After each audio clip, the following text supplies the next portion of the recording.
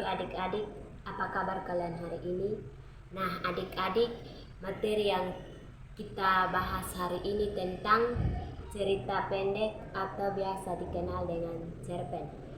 Adik-adik, di sini kita akan membahas konsep-konsep dari cerita pendek atau cerpen. Itu merupakan suatu karya sastra dalam bentuk tulisan yang mengisahkan tentang sebuah cerita fiksi lalu dikemas secara pendek, secara jelas dan ringkas. Nah, cerpen biasanya hanya mengisahkan cerita pendek tentang permasalahan yang dialami satu tokoh saja. Yang kedua itu ciri-ciri dari cerpen.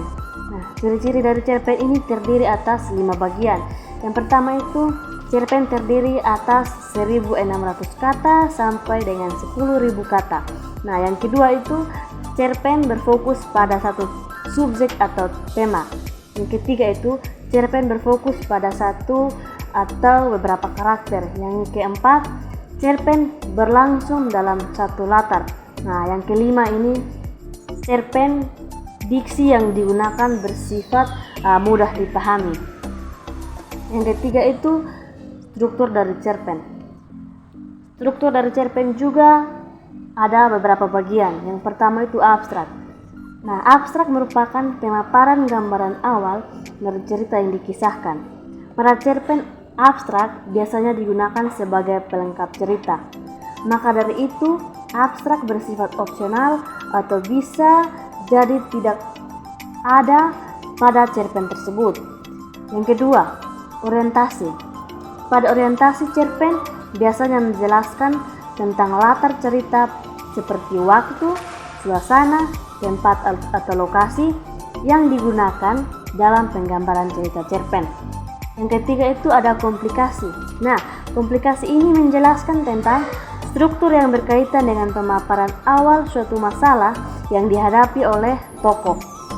Watak dari tokoh juga menjelaskan pada bagian ini. Selain itu, pada komplikasi juga menjelaskan urutan kejadian yang berhubungan dengan sebab akibat.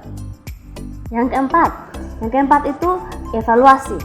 Pada bagian evaluasi ini terjadi konflik masalah yang semakin memuncak. Konflik mulai menuju bagian klimaks dan mendapatkan penyelesaian atau masalah yang terjadi. Yang kelima itu ada resolusi. Nah, resolusi juga merupakan bagian akhir permasalahan yang terjadi pada cerpen.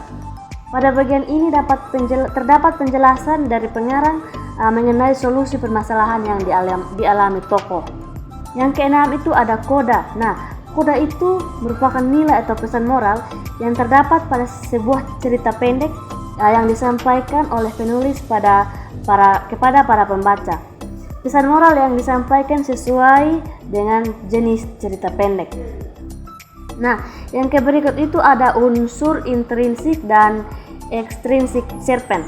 Nah, unsur intrinsik adalah unsur yang terkandung dalam dan mampu membangun cerita dari dalam, maka unsur ekstrinsik yaitu unsur dari luar yang juga mampu mendukung dan mempengaruhi sebuah cerita pendek melalui nilai-nilai yang ingin disampaikan oleh penulis. Nah, yang berikut itu ada kaidah kebahasaan cerpen. Yang pertama itu kalimatnya hanya yang bermakna lampau. Hal itu ditandai dengan kata-kata seperti saat, telah terjadi, ketika itu, dan beberapa tahun yang lalu. Nah, yang kedua itu banyak menggunakan kata penghubung yang mengatakan urutan waktu. Contohnya mula-mula, sebelumnya, ada kemudian, ada sejak itu, dan ada setelah itu. Nah, yang bagian ketiga itu banyak menggunakan kata kerja yang menggambarkan suatu peristiwa yang terjadi. Contoh, mengobati, menghindari, menangis, menyuruh, melompat, dan menghindar. Nah, bagian keempat itu menunjukkan kalimat tak langsung untuk menceritakan perkataan seorang tokoh oleh pengarang. Contohnya seperti menjelaskan tentang, menuturkan, mengungkapkan, mengatakan bahwa, dan mengatakan. Yang kelima itu pikiran dan perasaan tokoh banyak digambarkan dengan menggunakan kata kerja yang menyatakan sesuatu. Contohnya seperti berharap, mengalami, merasakan, dan menginginkan. Yang keenam itu menggunakan banyak dialog yang ditunjukkan oleh tanda petik ganda. Nah, yang ketujuh itu menggunakan kata-kata sifat sebagai penggambaran tokoh, latar, atau suasana. Contohnya seperti pada sore hari, bapak tua itu terlihat sedang meminum segelas teh hangatnya sambil menikmati hujan dalam sebuah gubuk di tengah sawah. Nah, adik-adik, mungkin ini saja yang dapat Ibu sampaikan, dan sampai jumpa di pertemuan berikutnya. Sekian dan terima kasih.